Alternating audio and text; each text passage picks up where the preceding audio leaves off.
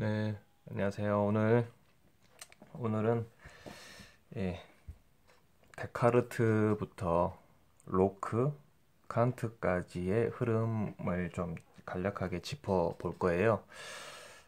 이것을 하려는 이유는 지금 음, 우리나라 사람들이 특히나 이 어, 칸트에 대한 어떤 철학을 많이 좋아합니다. 좋아하는데도 불구하고 일 가까이 하면 가까이 할수록 자괴감이 들고 더 이해할 수 없는 미국으로 빠져들어요. 저 역시 또 마찬가지였어요. 뭐 그래서 화연이 순수 이성 비판을 이, 이, 이 칸트가 이걸 왜 적었을까? 거의 뭐 기록하는데 10년 정도 남짓 걸렸다고 하는데 이 순수 이성 비판을 뭐 그냥 심심해서 적진 않았을 거 아니에요? 예, 그걸 적기까지 왜 적었을까? 오늘의 주제는 순수 이성 비판을 쓴 목적을 제가 이렇게 찾다가 찾는 과정에서 조금 그 앞에 선배 철학자였던 데카르트, 로크까지 하면서 제가 칸트가 왜 순수이성 비판을 적었는지에 대해서 본인이 적은 그 순수이성 비판의 서문에 그런 얘기가 나옵니다. 로크 이야기도 나오고 뭐 어, 라이프니치 뭐 이야기까지 나오는데 그러면 이렇게까지 적어놓은 이유를 한번 이렇게 생각을 저도 해보고 있어요. 이 영상을 보시는 분들은 뭐 다들 뭐 철학적인 사고를 하고 싶어서 그리고 궁금해서 이렇게 보시는 분이기 때문에 제가 말이 좀 느리고 좀 어설프더라도 참고 이렇게 또 그걸 또 즐기면서 이 강의 그리고 저의 이야기를 이렇게 들어보실 거라고 생각을 해요. 그렇다면 순수 이성 비판을 왜 적으려고 했을까라고 하는 그 물음은 바로 그 전에 그 철학자들이 해결하지 못했던 것들을 발견하고 뭔가를 해결하고 싶었던 그 철학가의 어떤 의무라고 할까? 뭐 이런 것들이죠. 자, 이 영상을 보시는 이유는 다 다양하겠습니다만은 적어도 저는 이 영상을 보시는 분들은 철학자의 사유, 예, 철학자의 사유 방식을 적어도 즐기려고 하는 분들이 이걸 들어야 된다고 생각합니다. 이걸 즐기다. 단순히 좀 즐길 줄 일단 알아야지 된다고 생각해요. 왜냐하면 뭐 데카르트, 로크, 칸트 그 사람의 어떤 철학을 내가 꼭 이해해야 되겠다. 뭐 그것도 좋지만 이 사람들이 왜 그렇게까지 생각을 하고 있는지 그런 어떤 모든 그들의 사유의 과정을 한번 들어보는 것도 좋을 것 같아요. 자, 그러면 제가 한번 데카르트에서 로크로 로크에서 칸트까지 그 흐름을 제가 한번 정리를 한번 해볼게요. 일단은 데카르트를 보죠. 데카르트는 그러니까 고대 철학으로 이렇게 시작한 예, 고대 철학.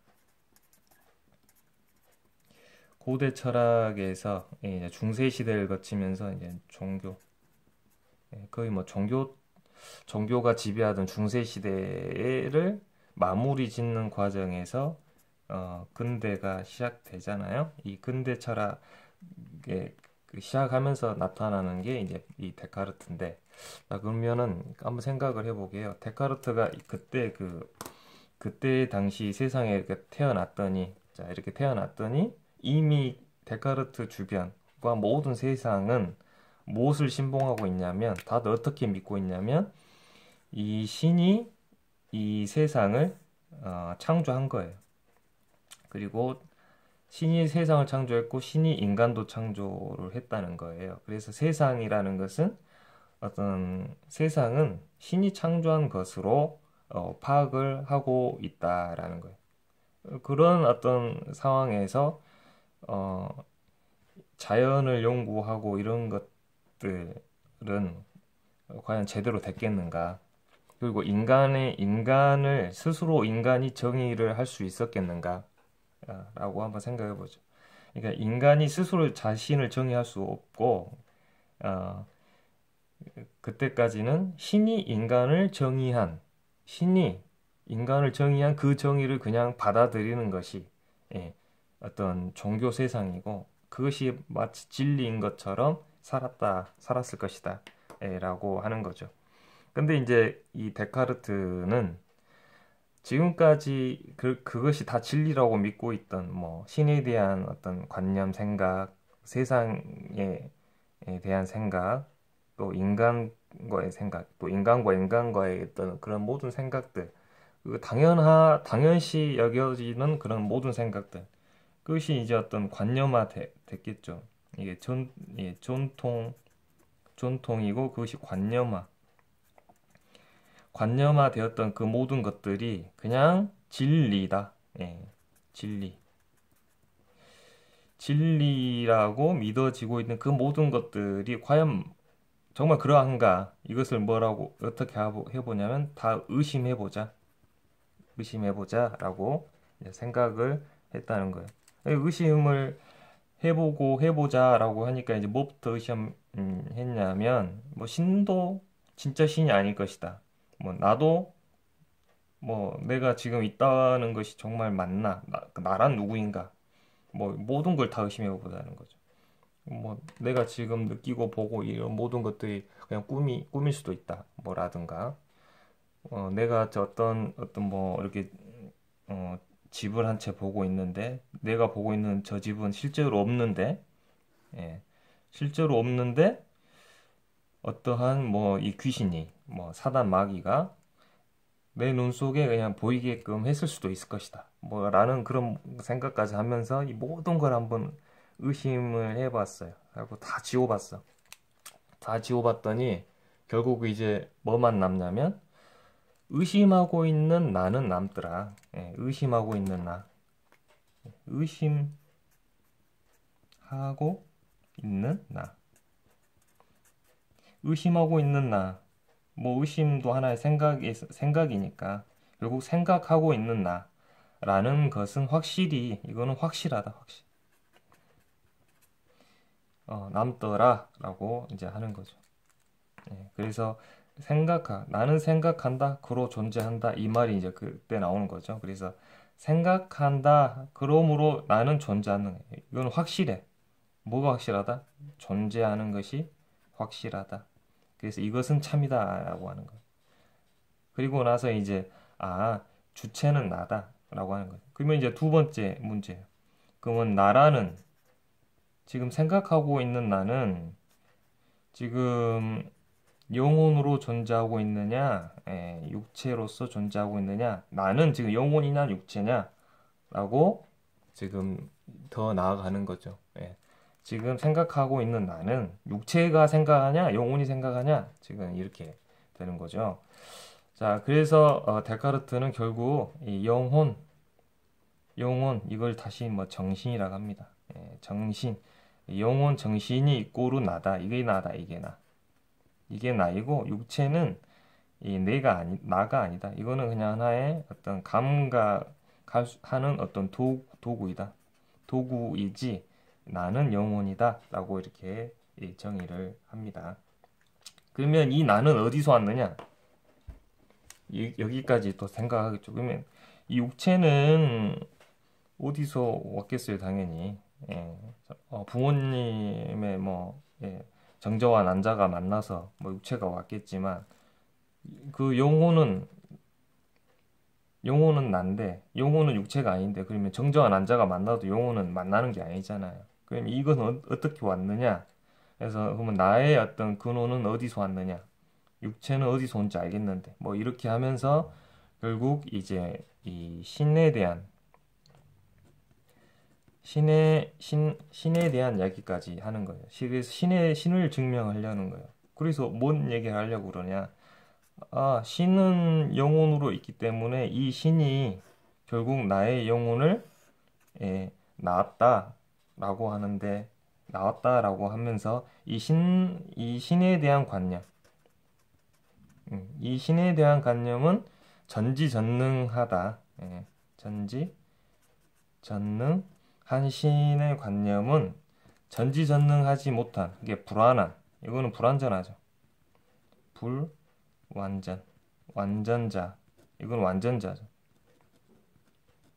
신은 완전자이고 사람은 불완전자인 내가 전지전능한 신을 상상하고 관념화시킬 수 있는 것은 그것은 나의 능력이 아니라 그 능력은 이 신이 주었다라고 해서 이제 그런 어떤 관념을 이 세 가지로 구분하는데, 데카르트가 생각하는 우리가 이 관념으로서 생각한다는 거예요.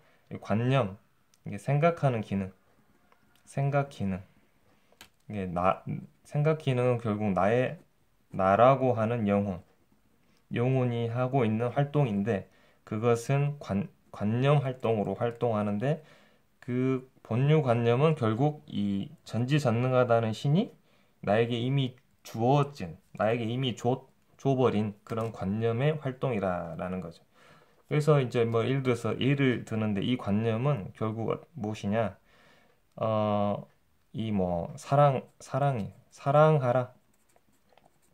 예를 들어서 뭐 부모가 예, 자녀를 사랑하는 것은 누가 시키지 않아도 이미 신이 인간에게 이미 넣어버렸기 때문에 그냥 사랑이 자연적으로 된다는 거죠. 그러니까 경험하지 않고 배우지 않아도 이미 사랑하라는 어떤 것이 이미 프로그래밍 돼서 들어갔기 때문에 이것은 그냥 그렇게 사랑을 하려고 한다라는 그런 관념이 있다라고 하는 거죠. 그리고 이제 그것만 있는 것이 아니다. 이제 외래 관념이 있다. 그러니까 태어나서 여기서 경험하면서, 경험으로 취득된 어떤 지식, 정보와 지식을 통해서 관념화되는 것들이 있다. 뭐 그런 것들을 외래 관념이라 한다. 이런 기능을 우리는 갖고 있다. 라는 거죠. 예를 들어서 뭐 이런 것도 있죠. 예를 들어서 물은 몇 도에 끓습니까? 100도씨. 100도씨에서 물은 끓는다. 이것은 모르죠.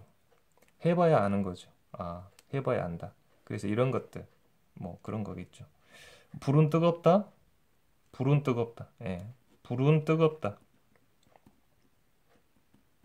이것도 되어봐야 알죠. 이게 애들이 태어나서, 갓난 아이가 태어나서 어, 어, 끓는 불에 막 다가가잖아요. 왜 그렇게 다가갑니까? 경험해보지 못했기 때문에. 그래서 경험을 한번 되어보면 그때부터는 안 가죠. 그것은 바로 외래관념이다. 이거죠. 자, 인위관념이란 무엇이냐? 이것은 실제 존재하지 않아요. 하지만 사람이 이 상상으로서 이것을 상상으로서 창작을 해버려요. 예를 들어서 도깨비 이런 것들, 뭐 도깨비, 뭐 예를 뭐 도깨비, 뭐 용, 드래곤 이런 것들 보세요. 실제로 있지 않지만 사람이 창작해서 복합적으로 만들어낸 것들이겠죠. 뭐 유니콘 마찬가지예요. 뿔 달린 뭐 백마가 있습니까? 없죠. 하지만 뿔이라는 것은 있고 말이 있으니까 이 뿔과 말을 결합해 버리죠. 그럼 용도 마찬가지잖아요. 뭐 돼지 코에 뭐 사슴 뿔에 뭐 이런 사자 뭐 이빨에 뭐 이런 어떤 뭐 것들을 다 복합해서 뭔가 만들어잖아요. 그런 것들, 사람은 그런 어떤 관념들이 있다. 이렇게 해서 데카르트는 이 모든 것의 주체는 결국 생각하는 나로 시작해서 결국 실제 하냐 안 하냐, 정말 진리냐 아니냐, 이런 것들을 하나씩 밝혀가는 어떤 거의 뭐 최초의 철학자다 이렇게 이제 보면 되겠죠.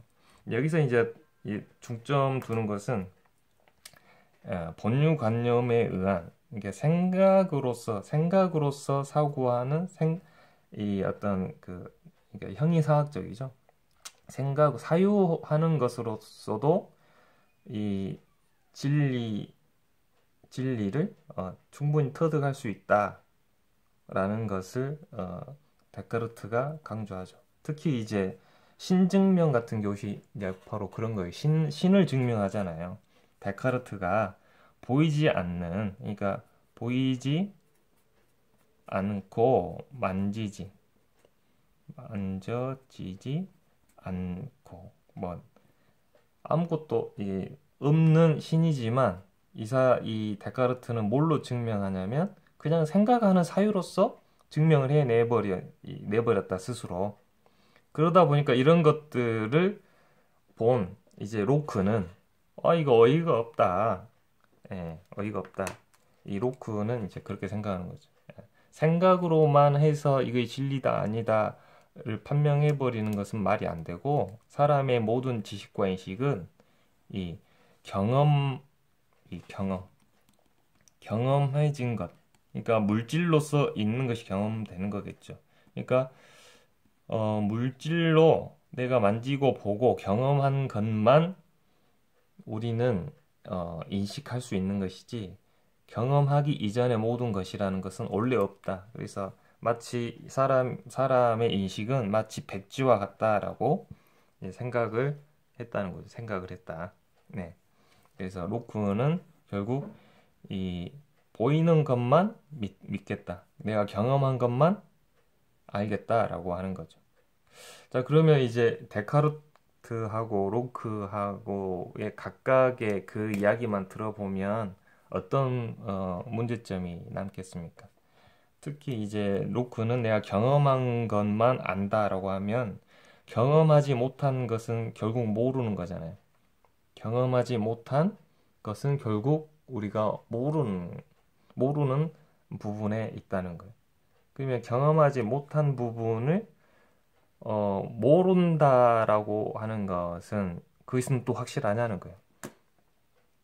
경험하지 못한 것은 정말 모르는 것인가? 그것은 경험을 또 안 해봤기 때문에 모르잖아요. 그래서 이제 이것 또한 좀 여러 가지 문제가 있고 데카르트 같은 경우는 경험하지 않았어도 이미 알고 있는 것이 있다라고 했을 때 로쿠가 데카르트적인 어떤 사고에서 신랄하게 비판했던 것이 뭐냐면 이런 거예요.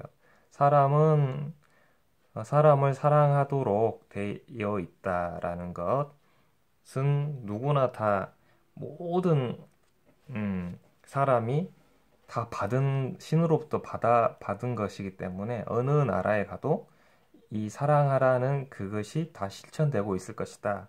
라는 것이 이제 데카르트지만 로크의 입장에서 보면 그것이 아니다. 내가 어디 다른 어떤 오지에 갔더니 그 사람들은 서로 죽이고 난리더라. 부모가 자식을 죽이더라. 자식이 부모도 죽이더라. 데카르트 당신의 말이 맞다면 절대 그런 일이 없을 텐데 왜 거기서는 사람이 서로 죽이는 부자지간이라도 죽이는 일이 왜 있냐? 그러므로 이 본능관념이라는 건 없고 사람은 이 경험하고 배우고 가르쳐야 결국 그때부터 인식이 가능하다. 요 이야기를 했다는 거죠.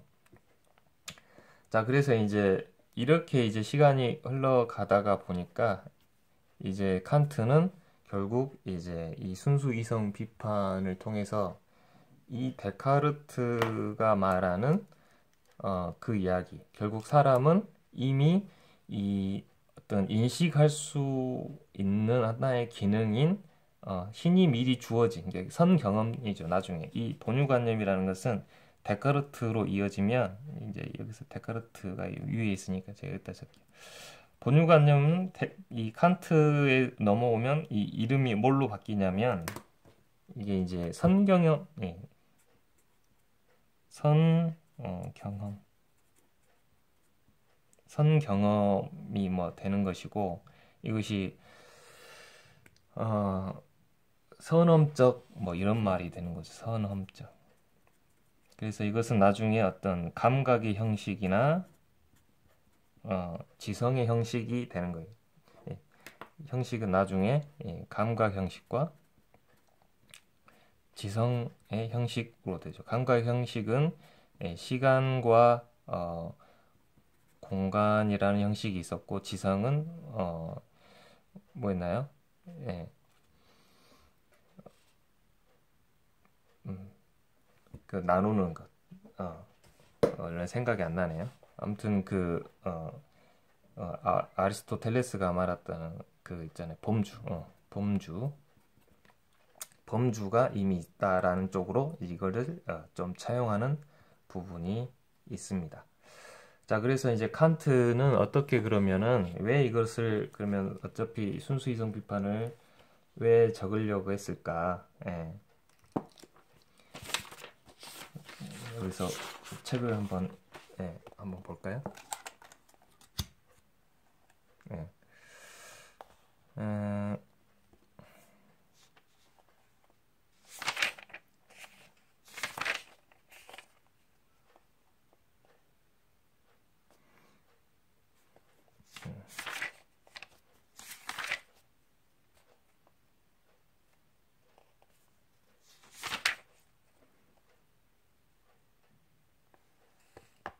네, 여기서 보면 내가 여기서 말하는 비판이란 책이나 체계에 대한 비판을 뜻하는 것이 아니다. 이성이 일체의 경험과 상관없이 추구할 수 있는 모든 인식에 관한 이성 능력 일반에 대한 비판이다. 이 말은 결국 이성의 인식 능력, 뭔가 알아가는 능력, 이것이 판단하는 능력, 뭔가 연역하는 능력, 뭐 이런 거겠죠. 이런 것들이, 그러니까 로크는 경험 없이는 인식이 될 수 없다라고 했지만, 지금 칸트는 경험하기 이전에 경험 없이도 경험하고 상관없이 인식이 가능할 수 있는 그 순수이성이죠. 예, 순수이성 일반에 대한 비판이다. 따라서 이 비판은 형이상학 일반의 가능, 불가능을 결정하고 형이상학의 원천과 범위와 한계를 규정하지만 물론 이 모든 결정과 규정은 원리에 의해야 한다. 예, 요 이야기입니다. 그래서 이제 이걸 간단하게 정리를 하면 결국 칸트는 어떻게 이것이 정리돼 버리냐면, 그러니까 사람이 이렇게 있어요. 예, 사람이 이렇게 있고 어떤 외부에 경험할 만한 어떤 대상이 여기 있다가 하죠. 예, 사람이 여기 있어요. 자, 그러면 이 데카르트는 뭐라고 했냐면 이 어떤 신이 인간에게 준 본유관념이 이 인식하는 어떤 기능을 이미 주었기 때문에 대상의 경험 없이 이미 우리는 그것을 무엇인가를 판단하고 인식하고 개념할 수 있는 것이 이미 우리가 있다라는 그 이야기. 그리고 그 이야기와 또 대척점에 있는 로크는 그런 건 없다. 경험하지 않는 것은 존재하지 않는다라고 했던 그것을 어떻게 이제 이 칸트는 어떻게 이걸 이제 해버리냐면 이 사람 그 어떤 내부, 그리고 이건 외부가 되겠죠. 사람 내부에는 인식할 수 있는 것이 있는데 하나는 그거는 감성이요. 하나는 이성으로서 어떤 인식 작용을 한다.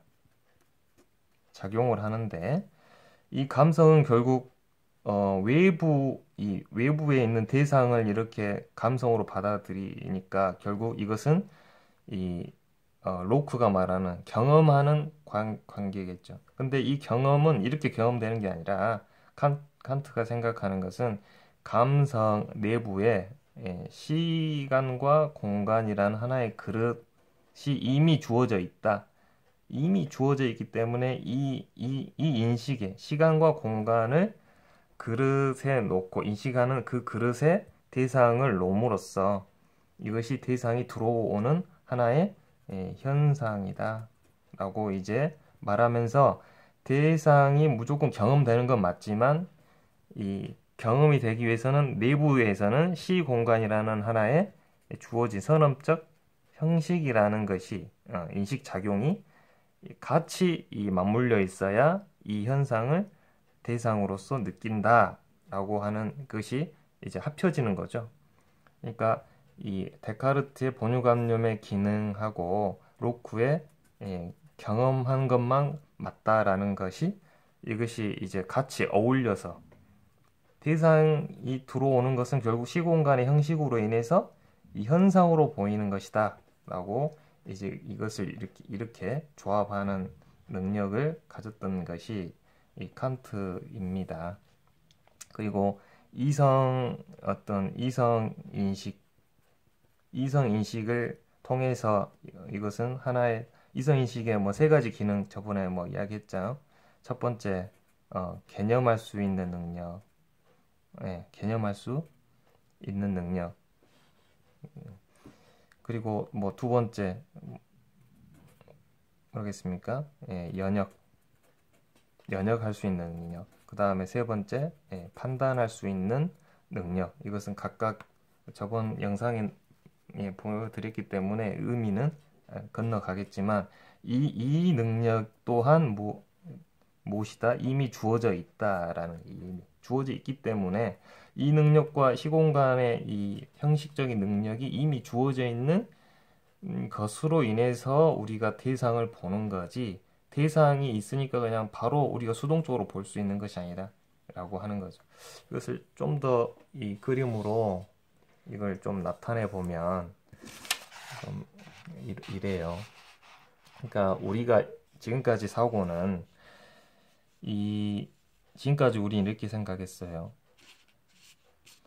우리가 있으면 우리가 지금 보는 세상은 그냥 이렇게 뭐 언덕이 있고, 여기에 뭐 집이 하나 있고, 뭐 여기에 나무가 하나 있었다 치죠. 그리고 뭐 사람이 이렇게 있었어요. 이렇게 사람이 있었어요. 자, 그러면 우리가 이걸 봤어요. 눈으로 이걸 보았어요. 그러면 우리 일반적으로는 어떻게 이걸 보냐면, 내가 보고 있는 저것은 실제다. 그러니까 내가 보고 있는, 내가 눈에 맺힌 저 상은 실체 그 자체이지 다른 것이 아니다라고 이제 봤다는 거죠. 하지만 이제 칸트는 그게 아니에요. 자, 지금 내가 보고 있는 것은 무엇이라고 이제 생각하면 되냐면, 결국 저걸 보는 게 아니라 나는 어떻게 인식하냐면, 눈을 좀 크게 그려볼까요? 자, 뭐 그림이 되려나 모르겠어요. 자, 눈을 이렇게 그려봤다. 눈을 이렇게 그렸어요.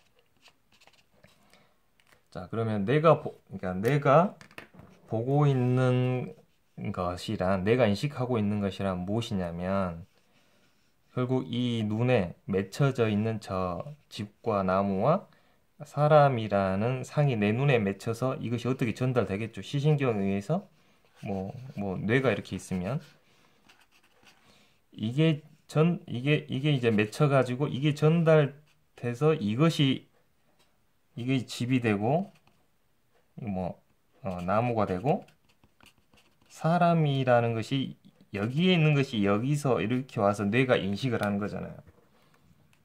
뇌가 사람의 눈에 맺혀져 있는 이 집과 나무와 사람을 뇌가 인식 이제 하는 거예요. 그렇겠죠. 자, 그러면 잘 보이시나요? 네. 그러니까 이런 인식의 전환인 거야. 이런 식으로 생각을 하지 않으면 그 전에 어떻게 보냐면, 그냥 내가 보는 것이란 실체야, 그냥. 그러니까 나는 어떻게 할 수가 없어. 그냥 보여지는 것이야. 이게 수동적이죠. 하지만 칸트는 뭐냐면, 내가 지금 이렇게 인식을 하고 있을 수 있는 것이란 결국 뭐냐면 내 안에 맺혀져 있는 하나의 표상이에요. 여기에 맺혀져 있는 건 하나의 표상이야, 표상. 표상이자 뭐 다른 말로 뭐 현상이라고 할 수 있겠죠.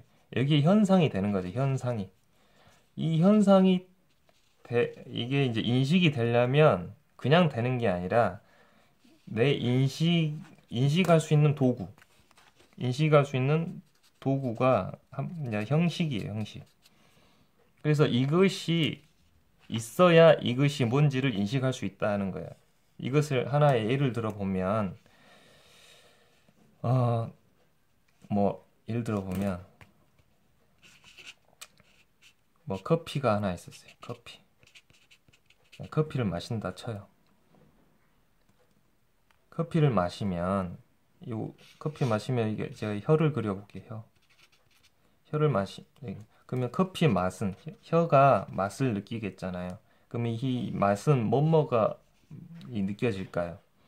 뭐 예를 들어서 쓴맛도 느껴지겠고, 뭐 신맛, 뭐 단맛, 뭐 이런 맛들이 느껴지겠죠. 근데 이거 느껴질 수 있으려면 결국 혀에 뭐가 있어야 되는 거예요?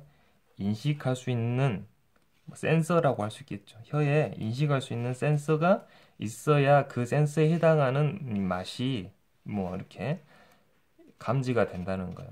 그게 중요한 건 결국 뭐냐? 우리가 인식할 수 있는 도구가 없는 이상 내 앞에 아무리 무언가가 있어도 그것이 인식할 수 없으니 결국 사람은 자신이 인식할 수 있는 것으로 세상을 볼 뿐이지 세상이 그냥 나한테 오는 것은 아니다. 라고 하는 거예요. 그러면 그래서 결국 사람의 그 인식은 어떻게 가능한지를 찾아보니까 결국 사람의 감성에는 시공간이라는 형식이 있었고 이성인식에는 뭐 여러 가지 어떤 범주라는 형식이 발견되더라 라고 하는 어떤 이야기를 해 나가는 거죠. 자, 이렇게 오늘 데카르트와 로크 그 다음에 칸트까지 이야기하면서 이 철학사의 흐름 속에서 칸트가 뭘 도대체 이야기하려고 했었는가를까지 이야기했어요. 뭐 저도 이렇게 이야기하다 보니까 참 끝을 잘 맺었는지는 잘 모르겠습니다만은 이런 어떤 개념을 가지고 칸트가 순수 이성 비판을 어떻게 본인이 시작과 그 다음에 끝을 맺어가는지 이렇게 좀 생각해 보면서 보시면 좋을 것 같아요. 자, 나중에 봬요.